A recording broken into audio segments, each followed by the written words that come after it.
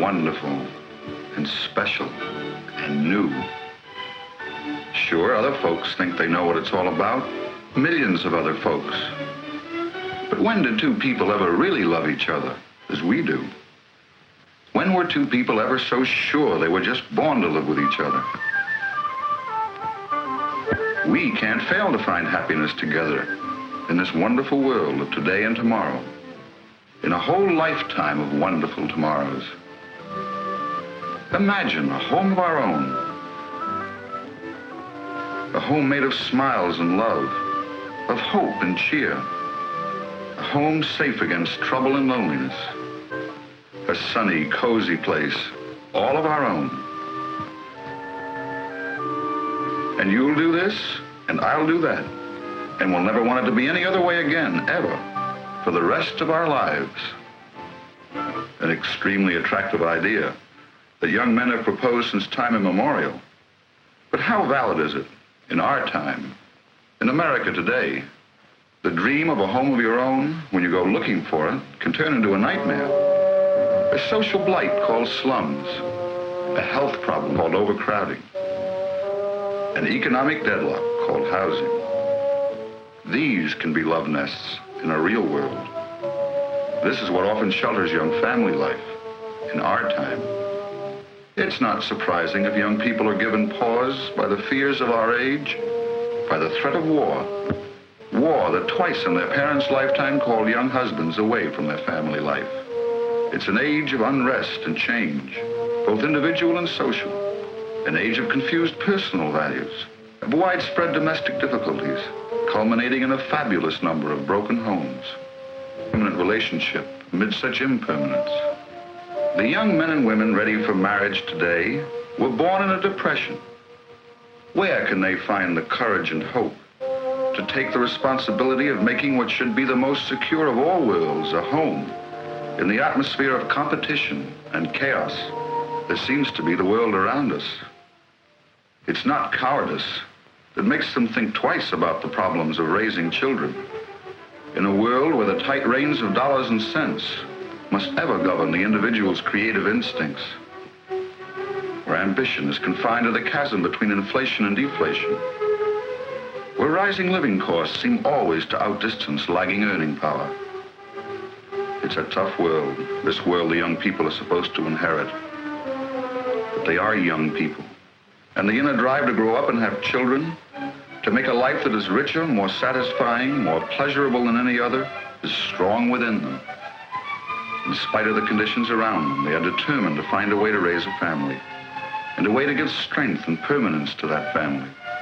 They are like the thousands of other young couples, hopeful and resolute, who every day in America go through the most serious, solemn ceremony that man can voluntarily enter into.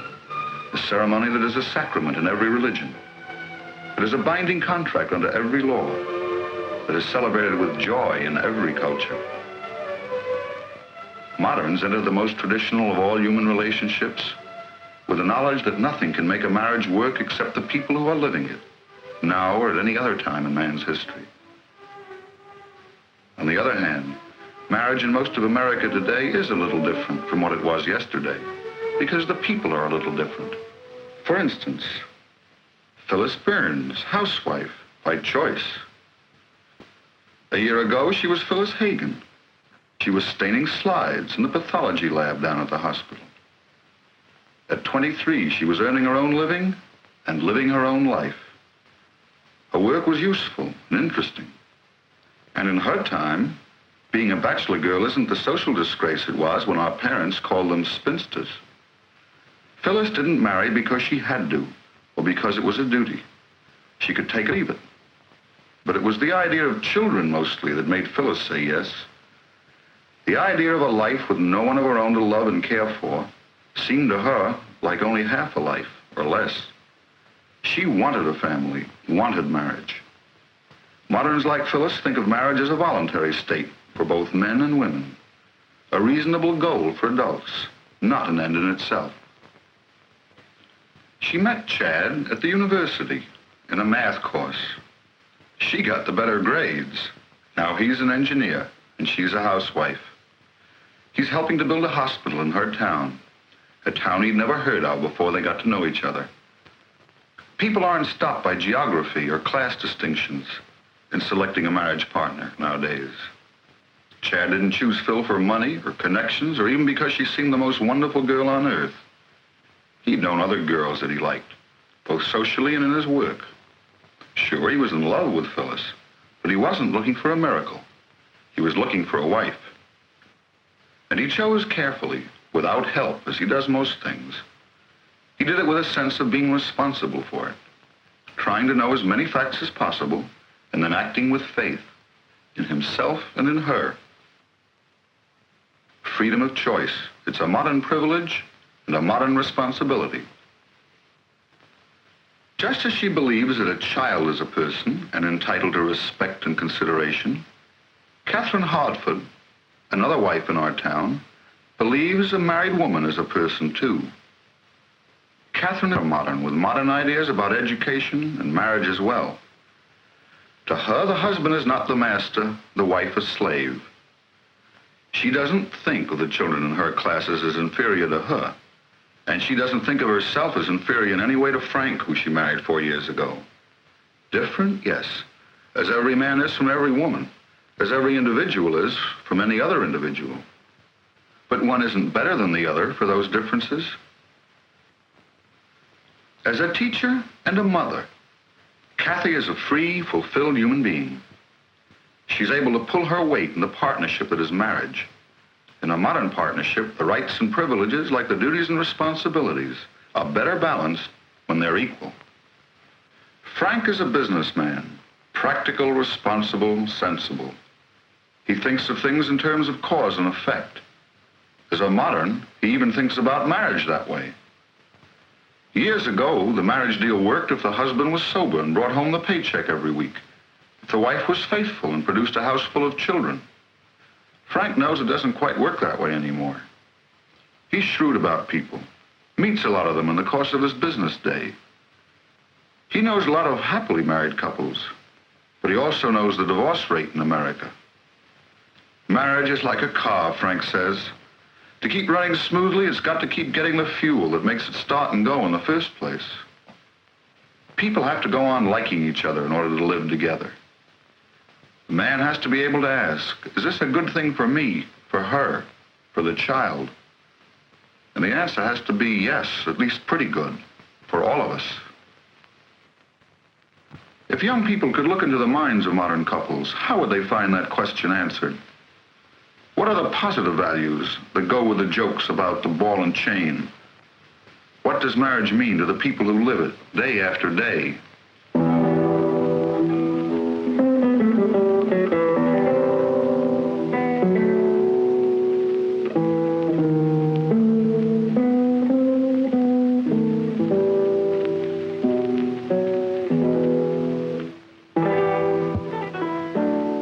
Companionship, belonging. It's hard to hit on the right word, but that's most important in marriage. For me, anyhow. Yes, companionship, but not just being with another person. Phil is very much a gal, and these bars are like going on a date, with the companionship angle added. It's mornings like this, getting up when it's still cool, feeling alone, and yet not quite alone, not lonely.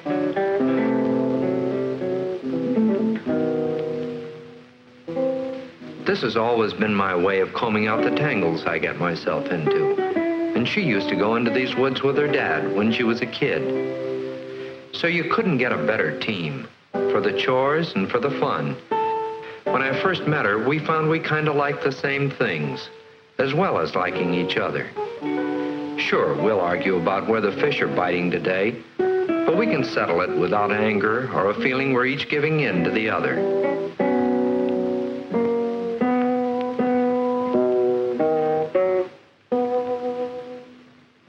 It's fun just being with her. She can take tough breaks without getting fussed.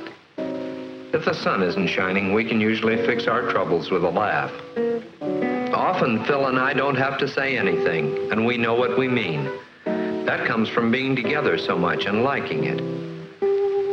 That's probably the most wonderful thing of all, that bond of relaxed silence.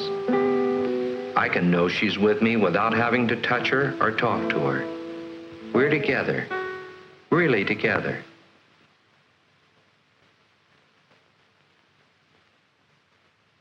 Maybe I do take a little more responsibility than I would if I'd gone out with Jack or Willie. So what? To tell the truth, I get a kick out of it. The old business of being the man of the house, making believe we're tougher or something. But it makes you feel good anyhow. There's a lot of things like that I've started to do since we decided to go it together. Trying to understand her crazy notions, having patience and encouraging her when she's low, really respecting her for the terrific gal she is. It's not always easy. I've got my own problems, but it sure pays off. And not only with her. By wanting to give her those things, I've learned how to give them to other people. The better I am with her, the better I am with the gang in the office.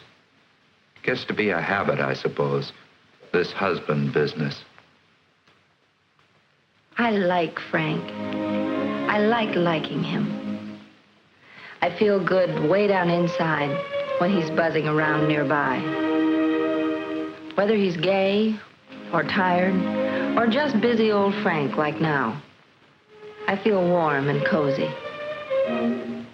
When I like someone completely, without reserve, I find I like myself. I'm happy. We're all a little like that, I guess. I can see it in Frank, the way he fusses over the house, or the tone of his voice when he talks to Buddy. It's fun to like. Frank isn't the handsomest man in the world, or the cleverest, but he won't ever make me ashamed of liking him. Life isn't perfect. Sometimes when I want to stew quietly, Frank's need for action is a nuisance. But it doesn't last long. On the other hand, there are lots of things that interest me that he won't talk about because he finds them highbrow. We're different, but in the things that count, we never really get far from each other. I sometimes think I can see our love in Buddy, in his eyes, in his smile. It's in the air that eats. Love can be a good, healthy diet, in spite of what they say about not living on it. For growing kids, I think it's more important than vitamins. It's not bad for young women approaching middle age either. She's always talking about getting old. Every new wrinkle, every gray hair. To tell the truth, she looks better to me every day. Kathy was always good looking. But since Buddy was born, something has happened to her looks. More peaceful, sweeter, realer. Sure, I've thought about it. Every married man does. I've tried to figure out why we don't get bored with each other the way people in novels seem to do. Naturally, we're getting older, but I don't notice it. Not in her. Not in me as far as she's concerned. As long as things stay the way they are, I'm a happily married man. Yes, it may be different from the movie version, but the gal at home is the gal I go for, and not just as wife or companion or mother of my kid. I mean gal, and after 5 years, I want to touch her and kiss her and hold her in my arms. And maybe that's funny, but it's also wonderful. Maybe it's just because we've played it straight. I'm not kidding her, and she's not holding anything back. The more we're together, the more we like each other. When the first romantic fever was over, we didn't give up and try finding it somewhere else. We looked at each other instead, clearly, as we really were, and we liked what we saw. Kathy doesn't need pink ribbons or a phony halo to make her look good, nor do brains and strength make a pretty girl any less feminine.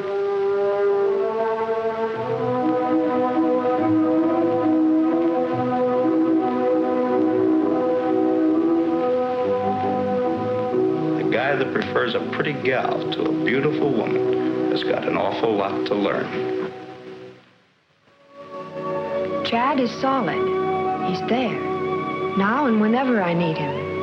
You mightn't think so to see us operate. I always seem to be doing things for him, and he seems to depend on my doing them. A stranger might wonder how he got along before I met him. But that's not really how I feel about it. Take his work, for instance. There's a lot of math to be done in connection with this building competition he's entered. He could do it alone, of course. But it happens that I'm pretty good at math. And so we agreed that I would do part of it. It's work, sure, but it's fun, too. And the fact that he trusts me to do it well is what I call respect. And respect is something very important to me. How did it ever get to be so late? I'll have to fly to get to that clinic on time, and I'm not finished with the ironing. Looks like I'll have to start changing a lot of habits, even though the baby isn't due for another 6 months. I wonder what he's going to do to our routine. We've only just settled down into this way of life, and now, that must be Chad already. I am late.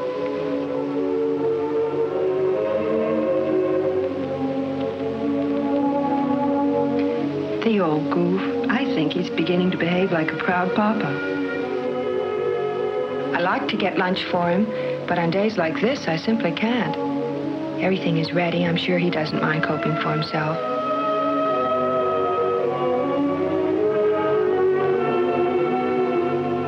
Funny, I always thought I'd be scared, but I'm not. Not of this, nor what's coming. Chad told me I wouldn't be. When the time comes, he said, your whole body gets ready for it. And so does your mind. And he's right. He's always doing that, encouraging me, making me feel that I can stand on my own feet. He's a real person, and he expects me to be a real person, too. Funny thing is that it works. Of course I don't mind waiting. It's what I gave up pathology for. It's to be a woman like all these other women. It's really being a person in the most complete sense. It's part of the big thing behind Chad and me. Neither one of us needs the other to live or breathe for him. On the other hand, we're not ashamed to depend on each other once in a while. As a team, we're going to be hard to beat. These marriages are not perfect, but all in all, they seem to work. And they work in proportion to the emotional maturity of the partners. Marriage is an institution for grown-ups. Kathy has grown up to the point of accepting herself. A simple, good-natured soul who likes to love and be loved. To be sure, Frank might read more than the sports page if he wanted to be a better companion for his wife and family. But Kathy knows what she's looking for, and there's a good chance she'll do what it takes to get it. Big things and little things. No one expects anyone. The Hartfords were going to spend a quiet evening at home.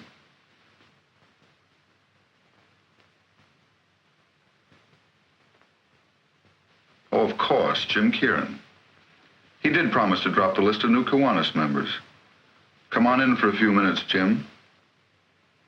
But sure, we're not doing a thing this evening. Kathy could easily do without the Kierans tonight. But Frank knows he may need Jim's vote when the council meets next week on that zoning proposition. So in they come. Well, that's the end of Mozart for tonight. It's tough, but Frank usually knows what he's doing. And so the Hartfords entertain the Kierans. It isn't exactly what either family planned or exactly what the ladies wanted, but it won't be such a bad evening. Across town at the Burns, it's the old team at work. Stresses, safety factors, underpinnings.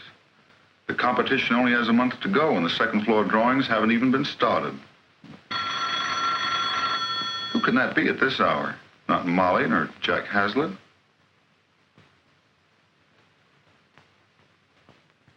Bill Martin. Be nice to see him and Eve soon. What's that? They want us to go to the movies tonight? Of course we can't, darling. We agreed we were going to finish these plans. Sure, but I just told him we were spending the evening at home. But Phyllis is a big girl, too. If she's going to spend her time helping Chad, she's going to see that something comes of it. She's given up her career for the marriage, but that doesn't mean she's turned into a playgirl. And Chad has grown up enough to adjust. to decide between two things that he wants by picking the one he wants most and letting the other go. He'd like to spend the evening with the Martins. He'd like to finish the job. He knows he's lucky to have a wife who knows what he wants most. Things are merrier if less productive over at the... There are no boys in a modern marriage. No one who is right all the time, or even most of the time. And no slaves. Or people who feel pushed around even part of the time. Moderns are rather proud of being free. But freedom in marriage is mostly freedom to give. A wonderful freedom for those who will use it and enjoy it. It's not something new, this pleasuring. It's the stuff that fat are made of. It's what marriage is all about. It's the real difference between an adult and a child. A child must get in order to live and enjoy life. An adult has enough for himself, and so he can afford to give. The child is weak and helpless, and has to receive love and food and shelter in order to feel strong and secure. A grown-up's strength and security is increased by the knowledge that he can give these things to someone else without a sense of sacrifice or loss. A husband and wife who have learned to give freely to each other and to their family have learned the secret of a happy marriage. That kind of love is not new. But not every man and woman knows where to look for it. And the only place it exists, in themselves. Young people grow stronger and more adult, not by looking for their happiness in the bewildering world around them, or by running away from their problems to a dream world of romance. If they are old enough to marry, they should be adult enough to face the responsibility of making that marriage work. Each one, equally. That's what Chad and Phyllis, Frank and Kathy, and so many young couples all over the world are doing, and what they'll be doing tomorrow. How else can grown-ups find the sense of satisfaction, the dignity, the grace, the inner happiness of a full life? Marriage is still a goal for moderns.